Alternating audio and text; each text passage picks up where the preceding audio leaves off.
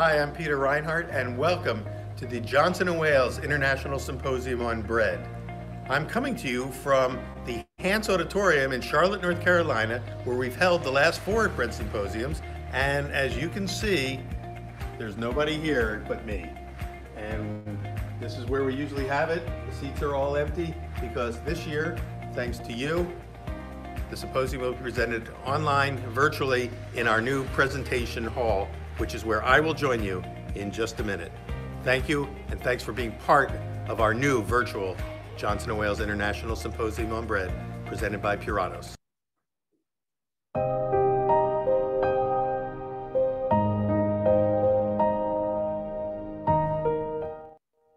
Welcome again. Throughout the entire symposium, I'll be thanking our generous sponsors over and over again, and ask that you do as well by visiting their booths and pavilions in the exhibitor hall. There you will see lots of bonus content, and you can also make appointments to meet with the folks from these companies that serve our baking community so well. Our presenting sponsor is Puratos, who has partnered with us from the very beginning for all of our symposiums, and it is their support that helped us get this one-of-a-kind gathering of thought leaders off the ground. Please also visit our fabulous flour and milling sponsors, Ardent Mills, Lindley Mills, and Central Milling. Thank you also to our equipment sponsors, the WP Bakery Group and Allied Bakery and Food Service Equipment. And thank you also to our specialty food product companies, Probiotine, Fire Within, Big Green Egg, and Mock Mill. Please check out all of their booths to learn about their wonderful and unique products. And also thanks to our media sponsors, Cook's Country, The Local Palate, the James Beard Foundation, and the Bread Bakers Guild of America. You'll be hearing more about all of them throughout the entire series of presentations. So again, thank you to all our sponsors. At the end of today's presentation, you will also see our credit scroll, thanking all of the people behind the scenes who made this event possible, including our production and technical partner, Ganoid Communications, our creative team at Gumbo Marketing, and the many folks at Johnson & Wales University, our hosts for this, our 4th annual gathering. So stick around, if you will. But now, it's time to get things rolling with today's presentation, so let's go live. And once again, welcome to the Johnson & Wales International Symposium on Bread, presented by Puratos.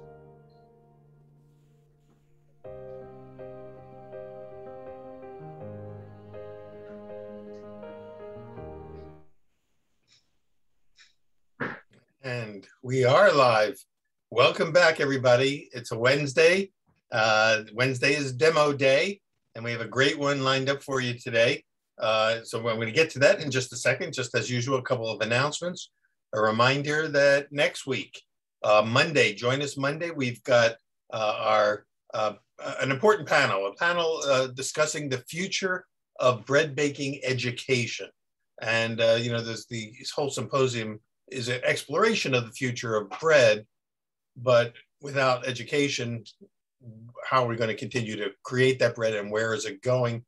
And meeting the challenges of workplace development and bringing this next generation of bakers into the fold. So join us Monday, and John Unrein has put together a great panel. You can read all about it on our homepage. And next Wednesday, Harry Paymuller, our baking instructor at the Charlotte campus of Johnson & Wales. Today is it's all about Johnson & Wales today and next Wednesday, because we've got Richard Miscovich today from the Providence campus, Harry Paymuller next week. Next week, Harry will be talking about and demonstrating how to bake bread from freshly milled flour. Today, Richard Miscovich is going to join us in just a second and focus on baking with sprouted flour and sprouted wheat, and also talking about sort of the nutritional aspects. And I'm going to let him explain it. So I want to welcome him in. One final announcement, reminder that if you have not visited all of the sponsor booths, do so, sign their guest books so that you can be eligible for the next spin, which will be in a couple of weeks, the end of the month. I've still got some of these wonderful knives from Henkel's. It's Zwilling Henkel's. This one is the 8-inch serrated bread knife, beautiful knife. We'll spin and award yet another knife to somebody, but in order to be eligible, you need to sign in all the guest books.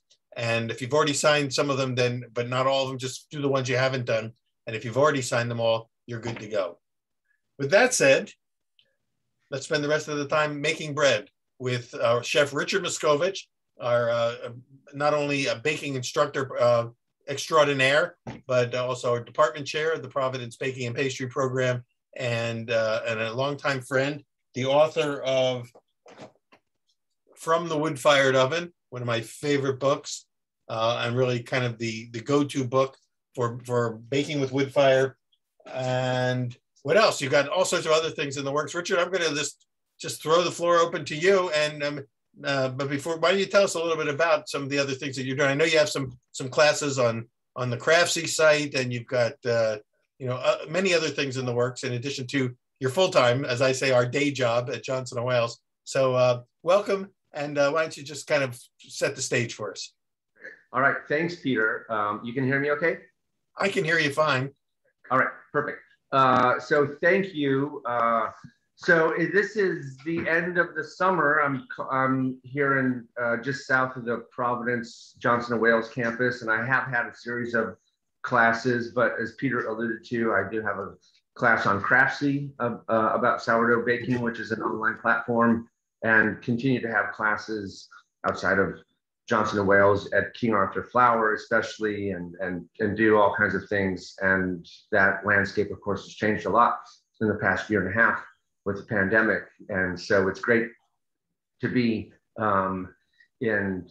have developed these new forums so that we can share information and ideas and baking methods and the like.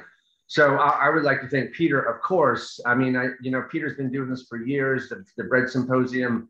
He's always had ideas about how to do something innovative, and I'm not sure he's getting enough accolades this summer about putting this on. But as he said, we're longtime colleagues and friends, and I appreciate all of his energy in getting us here, and also his shining beacon as a baking leader in the bread world ever since I've been here. By the way, thank you for that. But before you continue, I'm going to ask Gurmit, who is running the cameras for us. I'm seeing on my screen the overhead view of those beautiful loaves you've made. But could you put the spotlight on Richard so that we can see Richard as he's talking to us for now, and then switch back and forth if you could, Gurmit. There you go. There's Richard. So he's done a nice job of setting up two cameras. So I want to take advantage of that. I'm sorry for interrupting, but go ahead. No, thank you for doing that. And I do want to acknowledge, of course, Johnson & Wales who put this on. And I will say this is a rare occasion that I am at a Johnson & Wales event without my Johnson & Wales jacket on and without my hair up. I did shave, but I'm not in a Johnson & Wales facility. I'm in my own little baking facility. And so I felt like since it was summertime, I would go ahead and be in a t-shirt. And if I was on campus, I would definitely honor the uniform code, which we take very seriously. And the only reason I'm not doing that is because I'm not on campus. So I want to point that out. So if any students see this, they know the rationale on why that is. Peter has his on. So, and then thanks to Gurmit, of course, and the whole tech team. And then a very special thanks to people you'll hear from, Joe and Caroline Lindley, who have provided the flour that I've used and have really been a presence in my baking life ever since I started in 1995 or 96 when I lived in North Carolina. One of the earliest purveyors of organic flour. I was so lucky to be pretty close to them. I was so lucky to learn about baking and have Lindley Mills there, a mill that's been around since before the United States. There was a battle of Lindley Mills in the American Revolution, and have continued to grow and accommodate the artisan bread baking scene and provide really high quality products. And so my whole baking life has been associated with Lindley Mills, and I'm so grateful for that and their high quality products. And again, I'll just bring it up that in the days when organic flour was difficult to come by, they were there. And so we'll hear more from them. We welcome them because they're on the screen now, sharing the screen with you. So Joe and Caroline, thank you. Thank you for supporting the symposium all these years as well, and for making it possible for Richard to make this presentation today. And we're so glad to have you here, because as questions come in, and we're going to invite all of the viewers to use the Q&A function or the chat to send up questions and comments, and I'll pass them on to our speakers. And if any questions come up that we need to direct to you for more explanation, you know, that gives us a sort of added bonus of having your expertise here today. So again, thank you for all of this. Thank you, Richard and Peter, for working hard and being visionaries and really the bread. Yeah, we're really looking forward to it. Awesome. I'm going to go ahead and mute my camera. I'm going to go off camera and just be a voice from this point on, but I will lob in questions as need be. Okay. I will also encourage people to put questions in the chat. I'm happy, Peter will redirect those. Happy to address them in the context of when they come up. I think that's usually more effective. And I also think we can answer more questions that way instead of waiting until the end. So let me just give you a quick little thumbnail. An hour is not very long, right? I hope people will stick around for the other VIP hour where we can go more in depth. But there are certain things I definitely want to cover while we're here together in just this one short hour. I want to talk about what sprouted grains are. I'll show you some. I want to talk about the performance of sprouted grain flour once we get to that point, or you can see now actually a whole variety of breads that are made with different ratios of sprouted grain flour. I'll interrupt myself at one point because guess what? More bread in the oven, and we'll talk about those and how they may be different and the importance of it. But I'll say right off that I think, you know, after working with sprouted grains, I'll say that I've always been interested in sprouted grains, even as a young person. I think I always like these little dense kind of pemmican-y granola bar type of food items. And then in the 80s, I remember finding these sprouted grain little loaves in what used to be, you know, health food stores, co-ops. And I was very intrigued about that, and started sprouting grains not long after that. But we've come a long way as far as their availability and how to use them. But as you know, my life has evolved with them. I would say the thing that brings me back again and again is the fact that they are the nutritional aspect of them, and whether they're eaten raw or whether they're used in a baked application, whether they're used as an inclusion, whether they're turned into flour, it has this particular, you know, some special nutritional aspects, which I'll talk about, and I'm sure Joe and Caroline will reinforce that too. And so that's what always brings me back to that. And I think at this time, and I've thought about this a lot over the summer, is that we need to make sure that we have a change in our perspective in the food that we produce and that we provide to ourselves and our families and our friends and the people around us. And we've become aware of the term food security. And it's certainly important to have people have food, because if you have no food, any food is good. But as we go forward, we need to think about nutritional security. And there is an interesting article in the Washington Post recently. I think it's queued up. I think Gurmit might be able to post that in the chat if you haven't read that. And it talks about how we want to make sure that this food that we produce and provide is of the best nutrition possible. And that might be for ourselves, but certainly in the case of making sure that everyone who is food insecure is nutritionally secure. And I'll use an example and how we're and hopefully changing. And that is at Johnson & Wales, we donate a lot of food to all kinds of different outlets. And I'm proud of that and happy of that. We have a facility close to us that is wonderful, and they have, and we give food, and they have a setup where single moms have to have an educational plan, and they rebuild their lives. And I'm so glad when we're able to give them a cake, and it might actually have the kid's name on it, you know. And I think this is amazing. Like, I never had a fancy cake when I was a kid. I'm privileged. My mother, I had a good mother and father, but I never had these cakes that might come from our baking and pastry labs. And that's great. And I think that's food security, and that's providing calories, and it's providing the sense that people care about other people. And that's a treat. And that's one, and I love that. But I also want to think about how we can provide food for people where for every gram of food, every mouthful of food, it provides more nutrition. And that's where the sprouted grain flour and products, I think, plays a role in this. And it's not a magic bullet. It's not going to provide everything. But if we think about the perspective of how we can provide food with as much nutrition as possible, that I think is a worthy goal.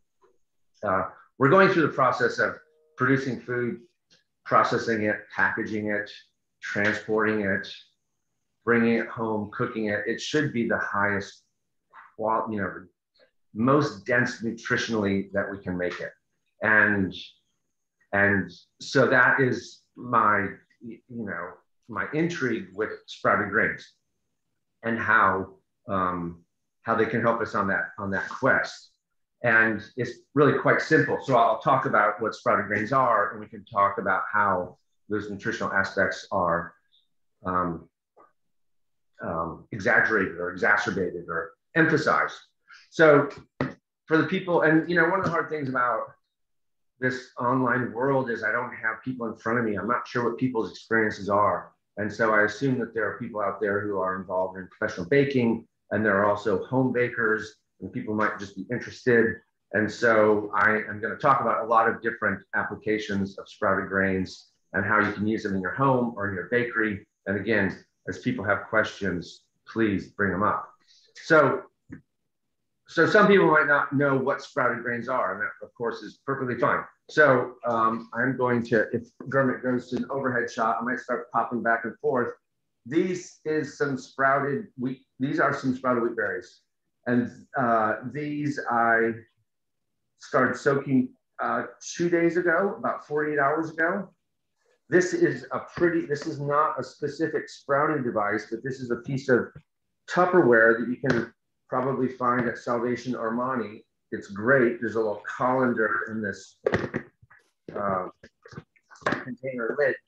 I soaked them, I rinsed them, soaked them, covered it with water, soaked it for 24 hours, drained it. That's why this is very convenient, and then let them sit. And again, you can see the radicle. These are starting to go pretty fast. It's a hot day in Rhode Island, so they last night when I went to bed, they were just starting to pop, and then this morning a little bit further, and I did refrigerate those during the day so that they wouldn't get too sprouted. If you were unable to see Doug's talk on Monday, he also talked about sprouted grains. There's a beautifully produced video that shows a lot of this whole process of how to do that. So here's a super interesting part as far as I'm concerned. One of them anyway. This grain is starting to think that it is going to become a wheat plant. And so it is just completely changing itself. And it is converting starch to sugar. Very similar in the same way that when things ferment, starches change to sugar. And so then within that process, a lot of things happen. And again, here's where Joe and Caroline can really help out with the process and the technique and also the science. I'll say a few things. There is an unlocking of vitamins, vitamin C, antioxidants. But the one to me that is most intriguing is ability of sprouted grains to deactivate phytic acid in our gastrointestinal systems. And I will also say I'm not a nutritionist, right? So this is what I know about reading about sprouted grains and about, reading scientific papers. So the problem with phytic acid in our system is that it binds up with particular minerals like zinc and magnesium, and they become unavailable to your body. So by binding with phytic acid, it's called chelating, it allows those other minerals to be absorbed. So this is what I'm always interested in. Like, you get more nutrition out of the food that you eat because of sprouting. It's very similar with naturally fermented products and with lacto-fermented products too. This is why we're urged to eat these types of things in our diet. So that's kind of what's happening, right? I'm going to show you, I do hope to get in a little demo of shaping some dough. I use this as an inclusion. So I will sometimes use these ground or whole, usually ground, as like a soaker in the dough. I also use them just like they are. So I make a lot of sprouted grain salads with feta and olive oil and, whatever I happen to have, Moroccan preserved lemons, a lot of tomatoes now, cucumbers. I make like a tabbouleh type thing with this. I use them in soups. So I can use them in this way, but really, and that's a lot of what Doug was talking about on Monday, but we're talking about flour. So I'm going to take this to the next step. This is kind of going into the Lindley's level of expertise of taking this, drying that, and then turning that into flour. And that's really what I've been working on for this week. And what I'll show you is side-by-side tests of breads made with sprouted grain flour, sprouted wheat flour. And I should say that this is wheat, but it can be made from a variety of grains. And that's part of what Joe and Caroline offered, just different sprouted grains. And then, so my tests were between that and with traditional ground up whole wheat that's unsprouted. I'm just gonna put these up. Again, this is the bummer where we're not in person, but we will at some point. They're very different. The sprouted grain flour, and this is the brand name is Super Sprout. So it's very clumpy, which is not a bad thing. It's very, very fine particle size, which comes into play when you think about hydration, when you think about how the dough changes because of absorption. It's 100% extraction, right? So there's a lot of fiber, there are all the antioxidants, there are all the other benefits of sprouting, and it absorbs a lot of water. So we can get a high hydration dough compared to the traditional whole wheat, which I'm not saying this is bad. This is really beautiful flour too. It just, the particle size is different. So that's kind of going into the performance issues and what I've encountered when doing them side by side and making a variety of breads. Did you also say, Richard, did you also say that from the standpoint of the availability of the nutrients in that our body will be able to access more of the nutritional potential from the sprouted flour than from the traditional whole wheat flour? That's correct. That's correct. And it's also one interesting thing that was a question in my mind for a long time when I started using this was, would those nutritional benefits be degraded during the baking process? And that is not true. They still the nutritional benefits are retained after the baking process. So I do want to just kind of more formally introduce Joe and Caroline, or I guess they kind of have been introduced, but just bring them into the conversation to see if there's anything else they want to say about these flours. What I like to do is go through and show some differences, talk about my experience with hydration, with fermentation tolerance, with flavor. But I don't know if Joe and Caroline want to say anything about the nutritional aspects or the scientific aspects or the milling aspects. just based on their, extensive experience. Yeah, the particle size is that's one reason we call it super sprout, because it is very important, because it increases the surface area of the brand, for instance, and causes more absorption, and also allows everything to participate more easily in chemical reactions and binding and with the enzymes. And it's just you have a better, with a small particle size, has a better chance of being absorbed and increasing that nutrition availability. So it's actually a really a big thing, because you retain water, of course you get more yield like that. And you also get a longer shelf life in yeast breads. So the particle size is a big deal. I think it really helps it. Yeah, absolutely. There's, data that we have that we did when we were first starting this process, where it shows that, Super Sprout has increased soluble fiber, beta carotene, folic acid, iron, omega-6 and 3 fatty acids, B and D vitamins, niacin, calcium, lots of those things. And like you said, Richard, the phytic acid is a big player, because, you get more of the nutrients and then you have more access to those nutrients. And you can get the iron, which is anemia, and you can get the zinc. So it's large basis, worldwide basis, global basis. It would be a really big deal if you could get this out of the same week that you were, potentially wasting some of the branded germ for animal feed even. Okay.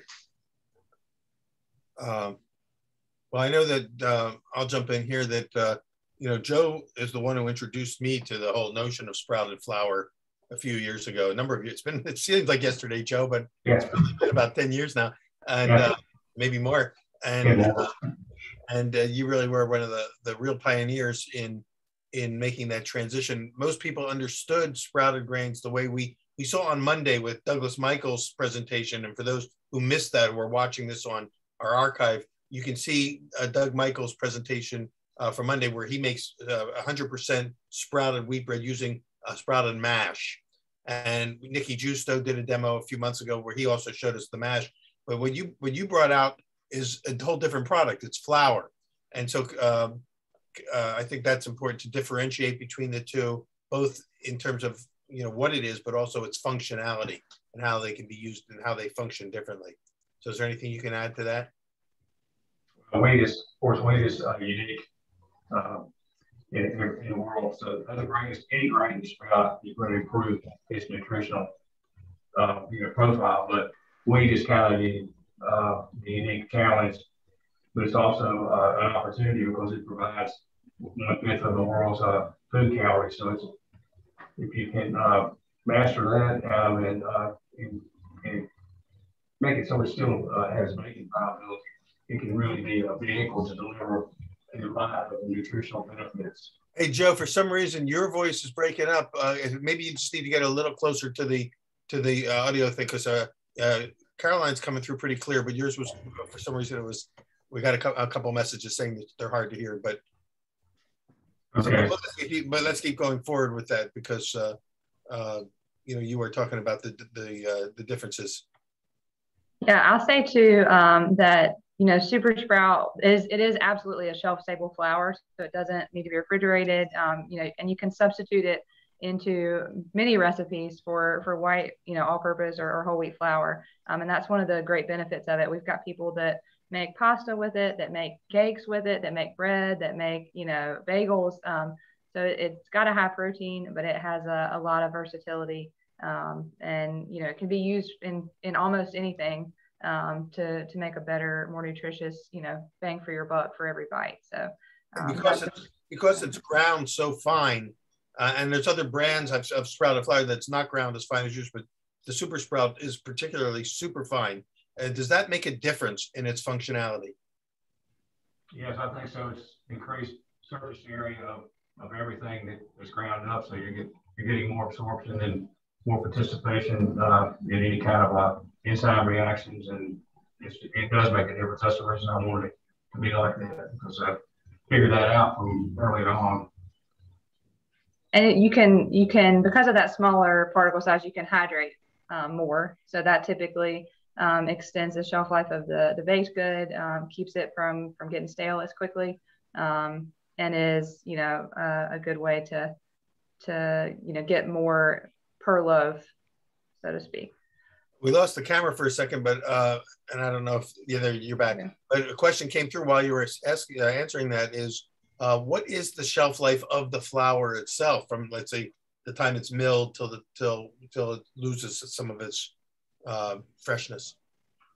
I think it's very stable, actually more stable than regular flour, because you've been through the sprouting process. Of course, it's changing the germ, cutting up the protein, and so it actually lasts longer. It is a drier flour, and any flour that's under 12% is pretty moisture. It's pretty stable. If you're above 12% moisture in any flour, then you have oxygen intake, and you have fungal and bacterial activity. So it has a long shelf life, and it is actually more stable due to the fact that it has been sprouted. More stable than regular whole wheat flour? Yes. Oh, yeah. And also because the germ, something's happened to the germ during the sprouting where it's no longer sort of a volatile oil, right? So it doesn't go rancid. Yes, it's changed the germ. I think what's called glutathione or something like that is part of the thing that is changed in it, but it really is a lot more stable. And I believe you had some. Did you have some one time that you kept in your basement for a long time, and then for years, and then used it? And it was, I think that was you, wasn't it? Maybe not. Someone that it performed, and the flavor and all was still there. So it is a stabilizing process, actually. Yeah, we do shelf life testing on it, at up to a year, and it's shown no appreciable difference, up to a year, and we've had some older than that, and usually you can't keep it that long because people want to bake something with it. It's good. Another question came in along that lines is, once you sprout the berries, what is the shelf life of the sprouted wheat before you turn it into flour? I mean, if let's say people were trying to make this at home, and they went and they have a dehydrator and they decide to dry it and mill it down in their home mill or whatever. Once they have the berries, like Richard's berries were sprouted, the ones he showed us, how long can he hold on to those before he has to do something with them? Well, as far as making flour out of them, he was pushing the limit probably a little bit, because what you're doing, of course, is changing the starch to sugar, and which is alpha amylase. Like you can measure that with the following number.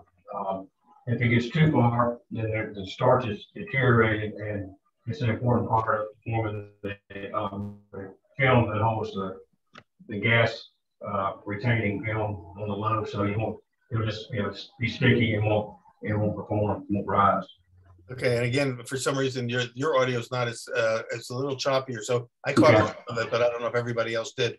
But you were saying that, like in the case of Richard sprouts, it looked like they were definitely little sprouted. And Richard, maybe you could jump back in here. Yours looked like they were sprouted almost beyond the radicle. The root itself got a little further out than normal, or was about to. So, I know you guys typically like to get your sprout. What would you say, about a quarter of the length of the berry or so before as sort of the peak of where you get both function and nutritional transformation? That's where mine are, and is probably a quarter of the berry. They're again, it's a hot, humid day and night. So, but I learned from Joe and Caroline, several years ago that, and I think Tom Leonard also was in on a conversation about this. That really, when it's just starting to, excuse me, that radicle is just starting to burst, is really kind of the optimum time. I'm sure Joe and Caroline can say more about that, but I've been taking them younger. You got to see it. You got to see at least the tip of the root, but not. You don't need it to get very long in order to have the magic happen. Yeah, so if you have a radicle that's the length of the grain, right, you're getting to a vegetable right there. But sometimes, you know, you can have grain that is sprouted and actually has the right enzymatic activity and all that, but no radicle at all. So a radical, if you have a radical, you have sprouting, but that doesn't necessarily mean that a grain that has no radical is not sprouted. That's unfortunately that's why there is a falling number machine. So millers who have a perfect looking piece of grain in their hand can find out if that grain is sprout damaged or not, and know what the starch to sugar transformation has been in that berry before they accept it at the mill. Okay, and before we move on, because I know I want to make sure we have enough time for Richard to do his demo. The question again is clarification on the length. Once you've got a bag of sprouted flour, let's say we bought the super sprout, they want to know what is the shelf life in the bag, and should it be kept in the freezer, and how long will it last, if not, whether in the freezer or not in the freezer, before it starts to change in any kind of negative way. I'll say that I've had a big bag of sprouted wheat flour that I worked my way through slowly and well over a year, and I kept it in my basement, not in a freezer or anything else. And well after a year, I saw it tasted no rancidity or no negative effects, but I don't know if that was, you know, normal or what. Yeah, I think that's normal. It would, you know, it's going to last a year. If you can freeze it, you can put it in a refrigerator. Its biggest enemy really is oxygen. If you keep it closed up, if you have it in the freezer or the refrigerator, you need to bring whatever you're going to use at the room temperature, because the cold does hurt making any flour really, as far as making it right away. But it's got a long shelf life, and like you discovered, it's really more stable. The germ has been altered, the protein has been changed, so it's really I would say at least a year. No problem. This is sort of a follow-up to it. Someone asked, if I just have the wheat berries and I haven't sprouted them, how long can I hold on to wheat berries before something negative happens to them? Can I just hold on to them indefinitely for a year, for 2 years? Or how do I keep them, and how long can I keep them and still sprout them? Well, I think you could keep them. I would put them in some sort of container. There again, light and oxygen are probably its biggest, enemies. But of course, wheat, as we've done, this man has done through the ages, has been, it's always been the dormant stored seed. And people, learned where the wheat grew, and then civilization kind of grew up around the wheat because it was there, and it was a reliable source of food. So, you can put it in a Ziploc bag or something, and as long as you press all the air out of it, unless there's something else wrong with it, or if it's hard wheat lasts longer than soft wheat.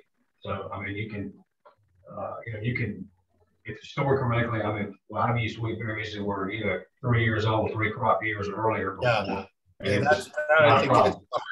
that's the heart of the question there. Yeah, so really, if you keep them dry, keep them out of the sun, and keep them, at a normal temperature, you can keep them for a long time, and they're still viable.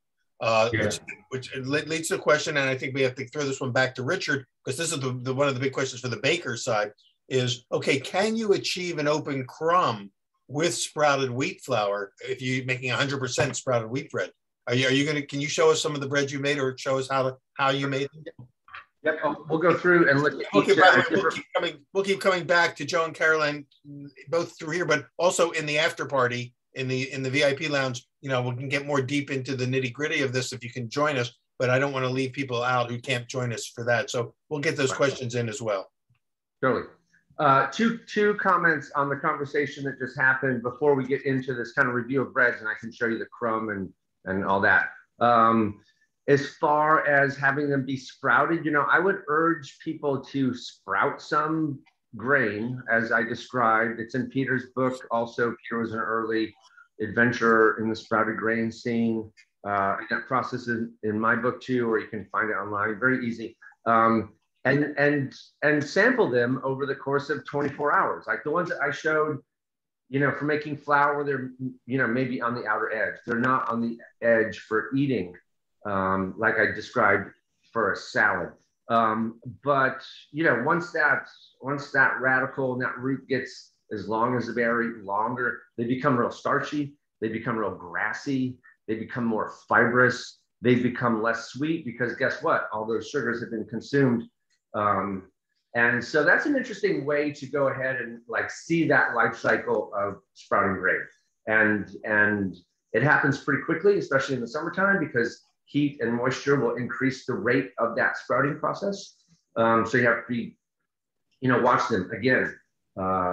Within 12 hours, it can be completely different. And so you can try those in a lot of different ways. And then lots of times, if they get a little oversprouted, I put them in a pot with some soil, and then it grows, and that's catgrass, right? So you can go to the produce market, or Peter's got cats, right? So, my cats love wheatgrass. They love to chew on wheatgrass. Yeah, they do. And you can go to the pet store, or you can go to the produce market and buy one of those little containers for $5, or you can make it yourself. And I think it's probably better, right? These are high quality wheat berries. It's organic. About 25 cents. Yeah. My cats are like, they're gourmet cat grass eaters. And so that was one comment about the sproutedness of grains. But then also wanted to mention, Caroline used the term falling number. And that is a real important number to know as far as sprouting grains, but even in the entire flour specification world, whether you're using a sprouted grain flour or not. And it's an indication of the enzymatic activity. It's expressed in seconds. That's the unit, usually about 250, 230 or something like that. And so one, in some cases using sprouted grain flours, not from Lindley Mills, the falling number might be very excessive. So that means it really speeds up the fermentation of your bread dough to the point that you might have runaway fermentation. So these are the things I'm going just away from sprouted grains, talking about bread baking, an approach to bread baking. And, one thing that we strive for is controlling fermentation. That's through dough temp. That's through knowing the, protein. That's about being aware of what the proper hydration is for that protein. And it's also very much about falling number and enzymatic activity of the flour. So because we're using an ingredient that's just enzymatically a powerhouse, and it's for good reason, right? Like the root of enzymes is, the etymology is that upon which all life depends. And that's true, right? Respiration, reproduction, digestion, it's all enzyme driven.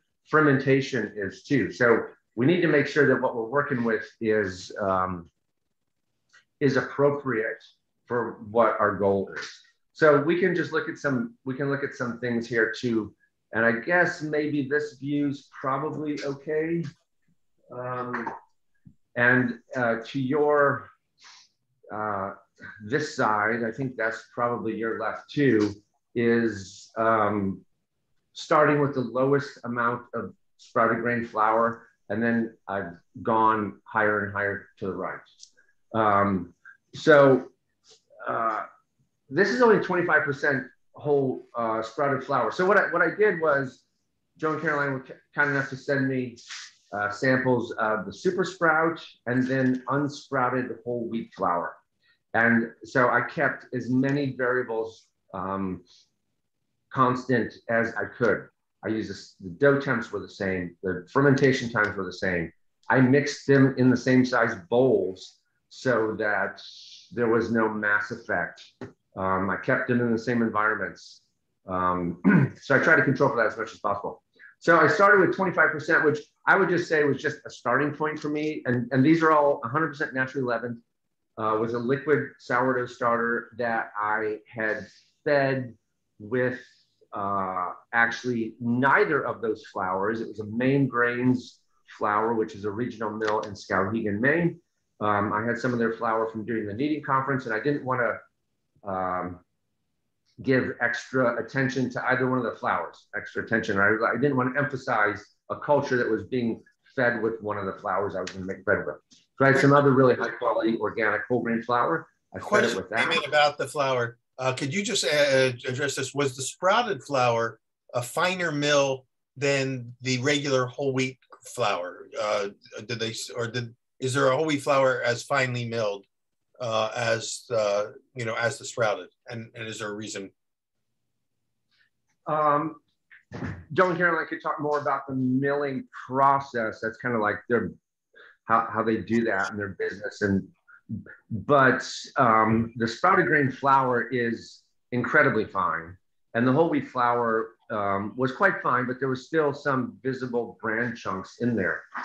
So I've never encountered a whole grain flour that is milled as finely as the Super Sprout, with the exception of the Lindley Mills Euro Bakers, the high extraction flour, which I've also used for years and love. It's also very finely ground.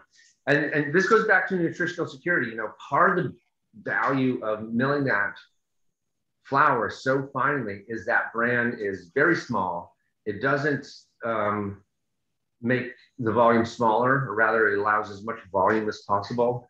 And this is one of those ways that we can get whole grains into products and still have the volume that people expect. I am in no way advocating sneaking things into people's food, right? They should be aware of what's in there.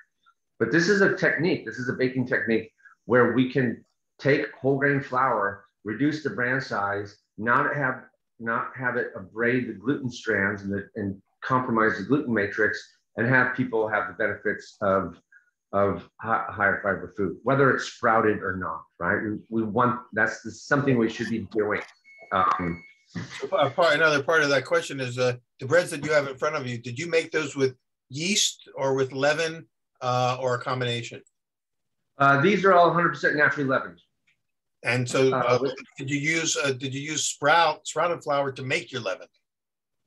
No, I used the main grains, whole grain, organic, 100% extracted red fight flour. And the reason I selected that one was because I didn't want to use sprouted flour and build a culture and then make a bread with whole wheat that wasn't sprouted, right? I was trying to eliminate variables. I didn't want to have a culture that was where the bread, when it all got together, okay, yeah, I know you're sprouted as well, right? I was just trying to use something that would eliminate a different variable that might benefit one of the breads. But in theory, it could be made that way. Oh, absolutely. Yeah, absolutely it could. But for these, I didn't do that. So that's just to clarify for one of the viewers. Yes, absolutely can be made with that. Okay. So before we go into that, I'll just say, in general, some kind of things to keep in mind. One is, if I'm using a really high quality flour like this, I tend to try to start at least at 50%, right? Like I said, these were 25%, but to me, that's like diluting a really high quality flour with where you lose the characteristics. The remaining parts of this were white flour, right? It's King Arthur's Sir Galahad. So it's a high quality flour, but when I say dilute, you decrease the characteristics of that, whatever specialty flour is. So if I'm milling my own grain, I try to not have it be less than 50% because I want it to shine, right?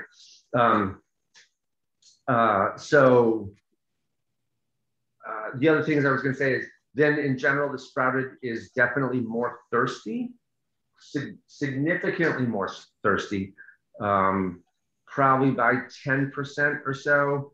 I did hydrate these till I felt that they were at the same consistency. And for each pass, which was 25% sprouted or whole wheat, 50% sprouted or whole wheat, 100% sprouted or whole wheat, the hydration increased for the sprouted in each case. And so again, this is a benefit for a commercial bakery, right? If you put more water in there, we want to increase hydration as much as possible because you can decrease cost of goods sold in that way, right? Water is cheaper than flour. The way that I've set it up is I have the traditional whole wheat sprouted, traditional sprouted, traditional still in the oven, then sprouted. Mhm.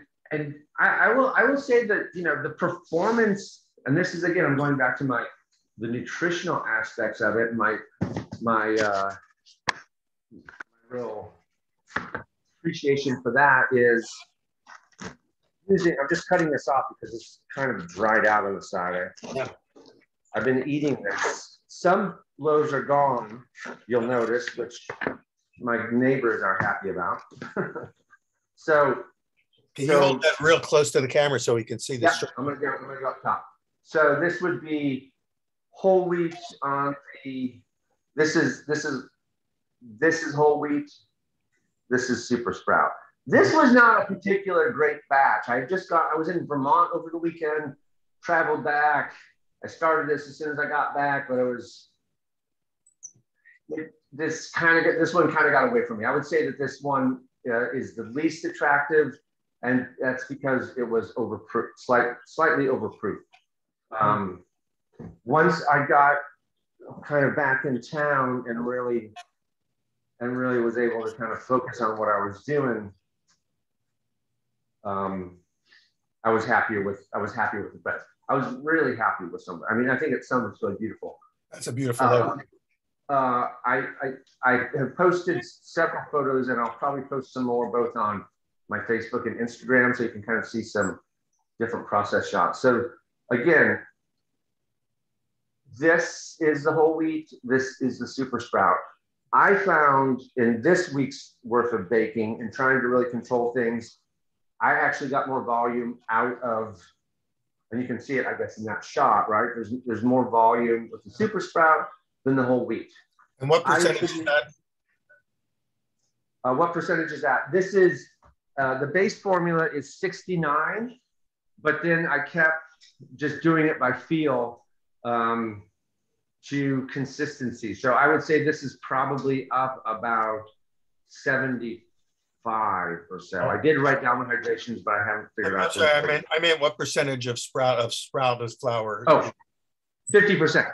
50%. So that's the 50. Okay. Yeah. And so that's the 50%.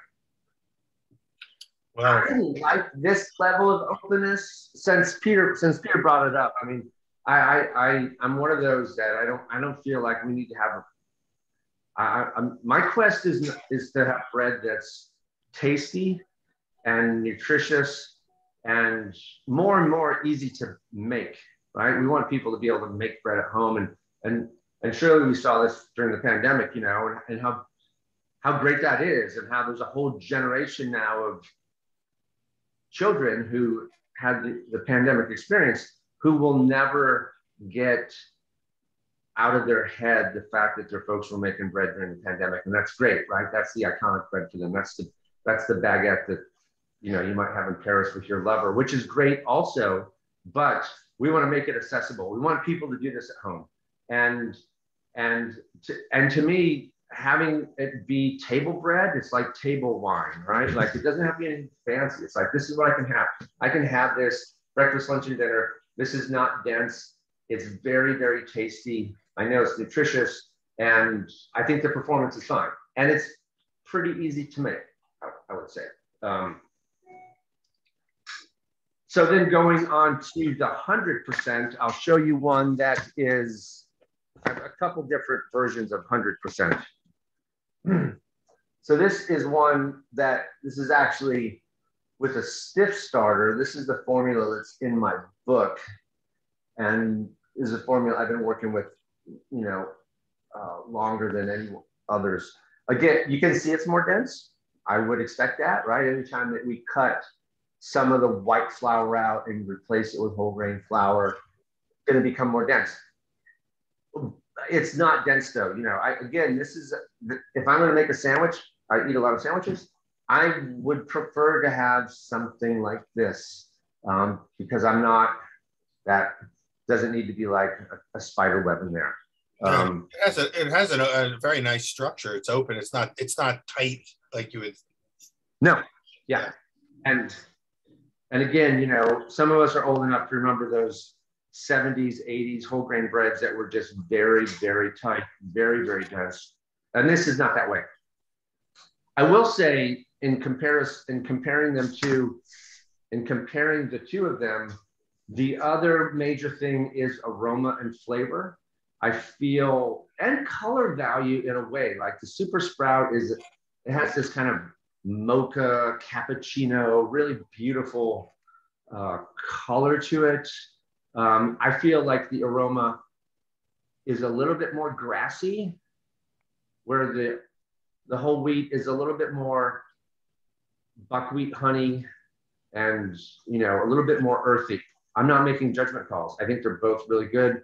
The Super Sprout is a little sweeter, and I think it might be a little bit more approachable for people too.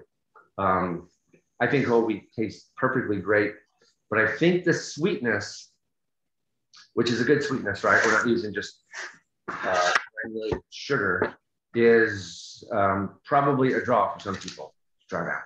That sweetness is from the wheat itself. There's no sugar added, right? Yeah, these are completely lean. This is flour, water, salt, and a naturally leavened starter. There's no sweetness to this at all. But as you know, Peter, we get the sweetness from fermentation.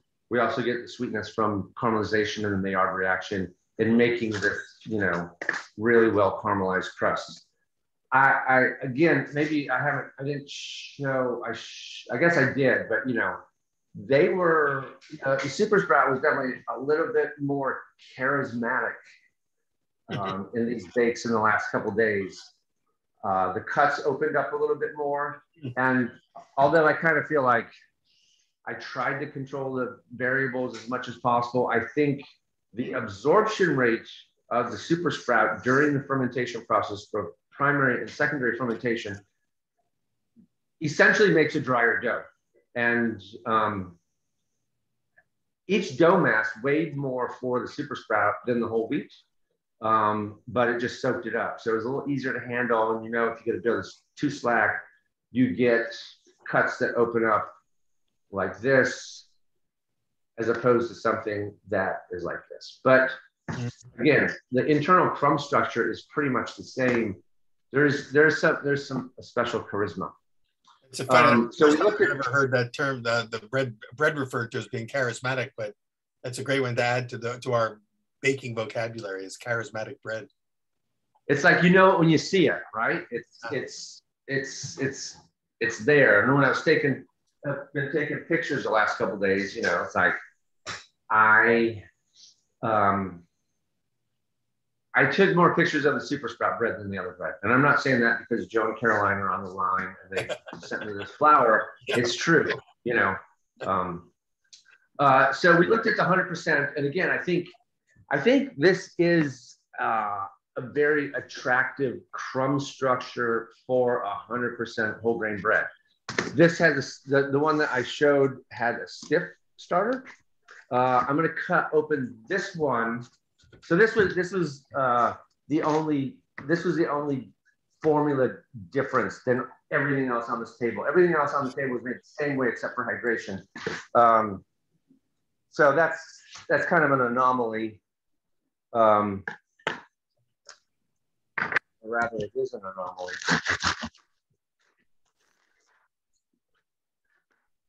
And I did. So I mixed this morning. So here is the difference between two 100% Super Sprout breads. This one was what I baked today, and I started with a liquid levain. This one, I made a couple weeks ago and froze it, but it was a stiff levain. Now, I'm not sure we can attribute the density of the crumb to the differences in the pre-ferments. Rather, I might have had a better day here than this one, but they're still very similar and still, I think, respectable crumbs for whole grain breads. Before we run out of time from this session, which we're really almost there, a couple functional or let's say technique questions have come in. I want to try to get them in before so that people who are watching the video later will get this. One of the questions is in terms of your technique, did you use auto lease when you were mixing? I did. On all of these that are on the table, with the exception of this one, they were all auto leased. They might not have been auto leased the same amount of time, although the companion ones were, right? I was doing it in tandem. I also did very little mixing. As the older I get, the less work I do with bread baking. So it was like maybe a 30-minute auto lease, incorporate the salt, a couple of flippies until I was sure that the salt was evenly distributed, a couple of hand folds in the bowl, 1 or 2 on the bench, maybe 3 hours of bulk fermentation, divide, pre-shape, and then a very light shaping, and then 2 to 3 hours of proofing time. The environment here has changed a lot in the last couple of days. It was low 70s one night, and it's 90s today. So I'm going with what the bread wants. But again, very simple process. But yes, I did use the auto list. And for those who are wondering, Richard's going to have some recipes that will get posted in the next day or two in our recipes folder in the archives dashboard section of the site. So he'll be sharing some recipes with you, and which will include mixing technique and some of the process part of your bread making. How much more time do we have before 5 o'clock, Peter? We're at 5 o'clock now, but if you my Lord, honey, holy smokes. Yeah, let me just say one more quick thing. Yeah, you add some more. Let's do it, and then we can continue the conversation on the in the after party. I hope everyone joins us. So I just want to say, this is another bread. This is pan to me, right? You're probably familiar with this sliced white bread. This one's made with sprouted wheat flour. There's sprouted wheat inclusions in here, and this I just want to go back to my very beginning comments about food, about nutritional security. Right, there are a lot of people out there. It's just great that people are making bread and distributing it to people in need. And so there are places like Community Loaves. There's a woman, Catherine Curley. She's in the Seattle area, and there's a whole network of homemakers who are making pan breads and giving them out to people who need them. And so again, it's just a call of, if we're doing that, if we're doing this admirable, if people are doing this admirable thing and they have this distribution process, why not use some flour that is even giving more nutritional punch for every bite of bread? And it's distinctly, right? We want to just think there are different cultures. There are people who respond to this, and there are people who respond to this. And I like both of them because I like bread. But if you're a family, you need to make sandwiches. If you're not used to European style hard breads, this is a really wonderful way to put whole grain bread in people's lives. So that's a formula that I will post, and then I guess we've got to cut away, right? So we don't leave the room. I know that there's probably more questions people will have and would love to get into and would love to see, sort of processes and stuff. But what you've shown us is great because you're showing us the contrast.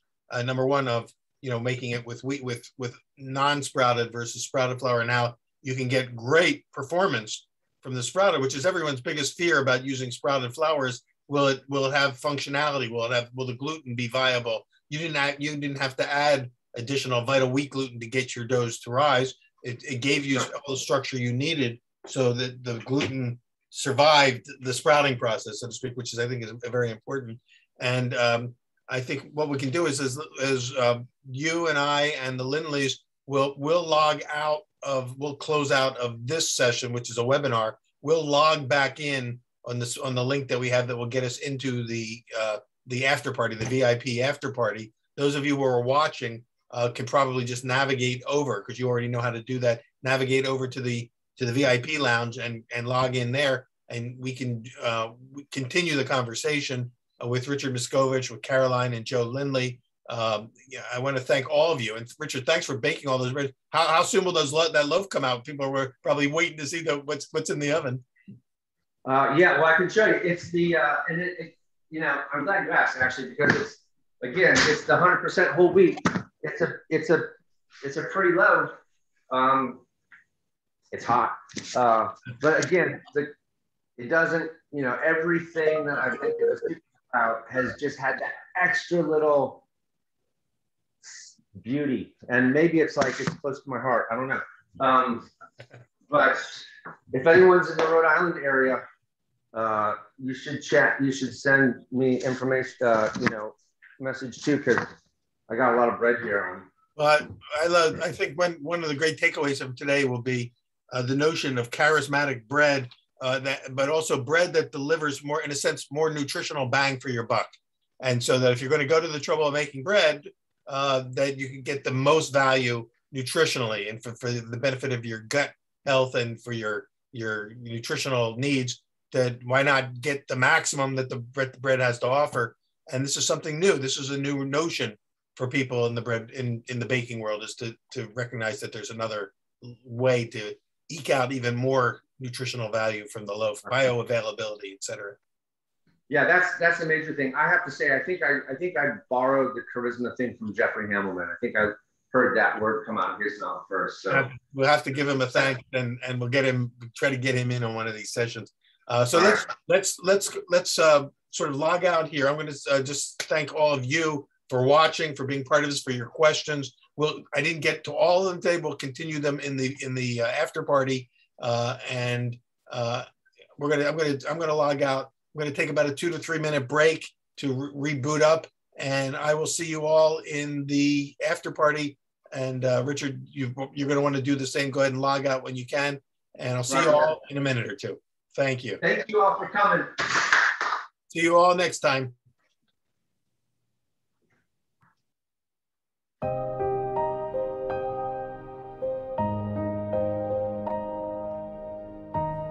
Thank you to our team behind the scenes.